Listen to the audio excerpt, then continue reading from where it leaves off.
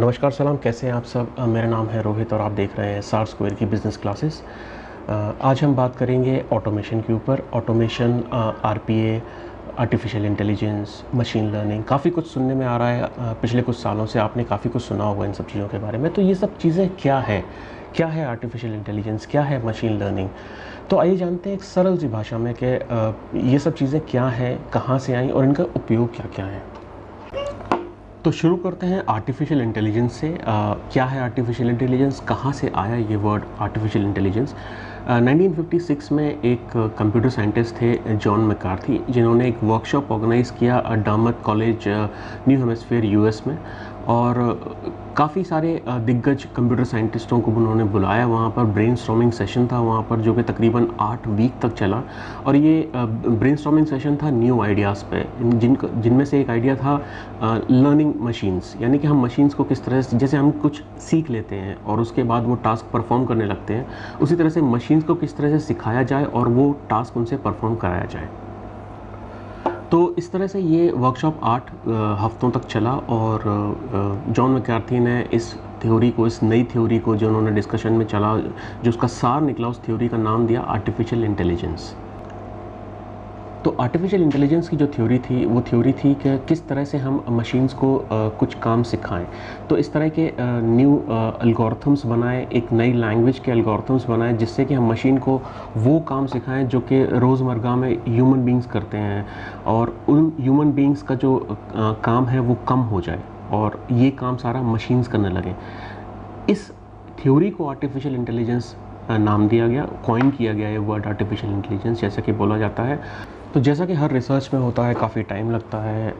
ये रिसर्च चलती रही, इस पर डिस्कशंस चलते रहे। इस कॉन्फ्रेंस के बाद भी इस पर डिस्कशन चलते रहे। नई लैंग्वेजेस बनानी शुरू की गई, नए एल्गोरिथम्स लिखने शुरू किए गए, जिससे कि मशीन्स को हम सिखा पाएँ चीज़ों को। तब कहीं जाके ये सन 2000 में ये चीज़ एक आम लोगों की समझ में आने लगी और आम लोगों को ये सिखाया जाने लगा, आर्टिफिशियल इंटेलिजेंस के बारे में जो मैं बता रहा था आपको। आजकल हम लोग आर्टिफिशियल इंटेलिजेंस अपनी रोज़मर्रा की लाइफ में हर जगह यूज़ करते हैं, और सबसे कॉमन चीज़ जो है वो है हमारा सेल फ़ोन। तो हमारे स्मार्टफोन्स ऐसे हैं जिसमें कि आर्टिफिशियल इंटेलिजेंस है, ऑलरेडी है। अगर आप गूगल प्ले स्टोर यूज़ करते हैं, या फिर अगर आप iOS यूज़ करते हैं, तो उसमें काफ़ी सारी सिखाई गई हैं। आप जो उनसे बोलते हैं वो टास्क परफॉर्म करती हैं। तो ये सारा सब कुछ आर्टिफिशियल इंटेलिजेंस है। आर्टिफिशियल इंटेलिजेंस के बारे में मैं आपको काफ़ी कुछ बताऊंगा, बट इससे पहले मैं आप दूसरा टॉपिक कवर करते हैं। तो दूसरा हमारा टॉपिक है मशीन या एमएल। मशीन लर्निंग या एमएल एक सबसेट है आर्टिफिशियल इंटेलिजेंस का। यूँ कह लीजिए कि हमें आर्टिफिशियल इंटेलिजेंस क्रिएट करने के लिए एल्गोरिथम बना के मशीन को जो सिखाना है, राइट, उसको हम मशीन लर्निंग कहते हैं। जितना ज़्यादा डेटा हम अपने एल्गोरिथम्स में डालते हैं, जितना ज़्यादा हम मशीन्स को सिखाते हैं, उतनी ही ज़्यादा वो मशीन्स सीखती हैं और स्ट्रॉन्ग बनती हैं डिसीजंस लेने के लिए, कि किस तरह का डिसीजन उनको उस प्रोसेस या उस पर्टिकुलर प्रोग्राम में लेना है। तो ये मशीन लर्निंग है। अगर हम दूसरी तरह से बोलें तो मशीन लर्निंग एक ऐसा मेथड है जिसके तहत हम आर्टिफिशियल इंटेलिजेंस क्रिएट करते हैं। हम डेटा एल्गोरिथम्स वगैरह लिखते हैं, उस डेटा एल्गोरिथम्स के ज़रिए हम मशीन्स को सिखाते हैं कि उनको किस तरह से काम करना है। तो जितना ज़्यादा डेटा हम अपने एल्गोरिथम्स में यूज़ करते हैं, उतनी ही ज़्यादा मशीन्स सीखती हैं। इसको हम डीप लर्निंग भी कहते हैं, डीप लर्निंग। यहाँ मैं एक बात और बताना चाहता हूँ कि हर मशीन लर्निंग एक आर्टिफिशियल इंटेलिजेंस हो सकती है, बट हर आर्टिफिशियल इंटेलिजेंस एक मशीन लर्निंग नहीं हो सकती। ये एक छोटा सा डिफरेंस है, क्योंकि थोड़ा सा कंफ्यूजिंग है मशीन लर्निंग और आर्टिफिशियल इंटेलिजेंस के लिए। जैसा मैंने कहा कि एक कंसेप्ट है, एक मेथड है मशीन लर्निंग, जिसके थ्रू हम आर्टिफिशियल इंटेलिजेंस को बनाते हैं, क्रिएट करते हैं एल्गोरिथम्स के थ्रू।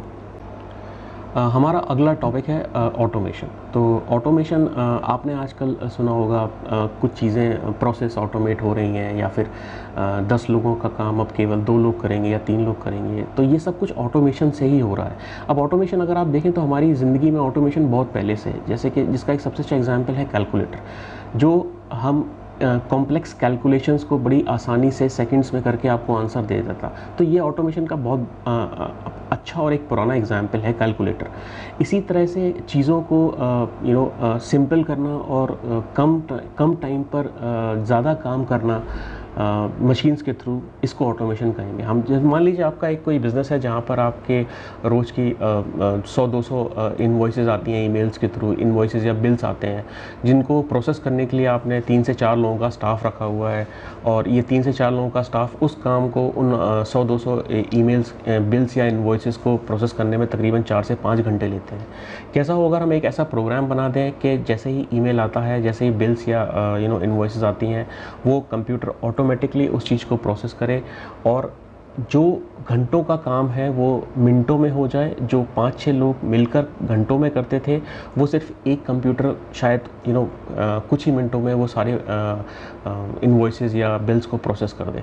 तो ये जो ट्रांसफॉर्मेशन है 5-6 लोगों से एक कंप्यूटर पर, एक प्रोग्राम पर, और 5-6 घंटों से कुछ मिनटों तक, यही ऑटोमेशन है। इसी चीज़ को हम आगे बढ़ाते हैं बाकी सारी चीज़ों के लिए। और जैसा कि आप सुनते हैं कि ये प्रोसेस ऑटोमेट हो गया है, तो कितने सारे फैक्ट्रीज़ हैं या फिर कितने सारे ऑर्गेनाइजेशंस हैं जहाँ पर ऑटोमेशन का यूज़ करते हैं, जिससे कि जो कॉम्प्लेक्स वर्क है जो ह्यूमंस एरर करते हैं, तो आप समझ लीजिए कि जो 4-5 घंटे का काम है वो मिनटों में भी हो गया, 99.99% एरर फ्री भी हो गया, और आपका जो स्टाफ है 5-6 लोगों का, वो स्टाफ भी कम लगा। तो this is actually for cost reduction. आप किस तरह से अपने बिजनेस में कॉस्ट को रिड्यूस कर सकते हैं।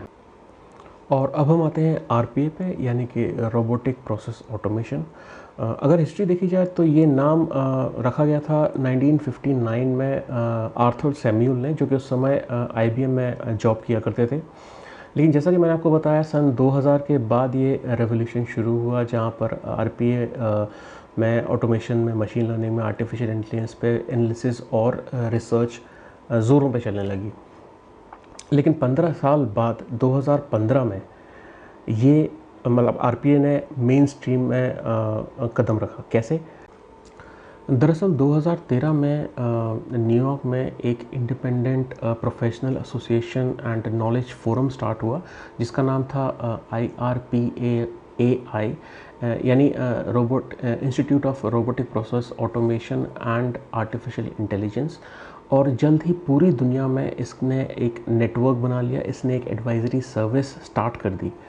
इनकी सर्विसेज में आते थे market intelligence, industry research, sourcing assistance, learning and sharing. और RPA का इस्तेमाल होने लगा मार्केट इंटेलिजेंस में, इंडस्ट्री रिसर्च में, सोर्स असिस्टेंस में, लर्निंग एंड शेयरिंग में, और टिपिकल एनालिसिस में। तो So guys, this was an introduction to RPA, machine learning, artificial intelligence and automation. हमारा नेक्स्ट वीडियो जो होगा वो होगा कंप्लीट RPA पे। मैं आपको समझाऊंगा कि RPA क्या है, RPA किस तरह से, कितने तरह का RPA होता है, किस जगह यूज़ होता है, और हम किस तरह से उसको अपनी कंपनी के लिए, अपने जॉब के लिए उसको इस्तेमाल कर सकते हैं। तो नेक्स्ट वीडियो हमारा देखना मत भूलिएगा। जल्द ही हम आएंगे कंप्लीट सॉल्यूशंस लेके RPA पे, जो कि बहुत ही सरल भाषा में होगा। Thank you.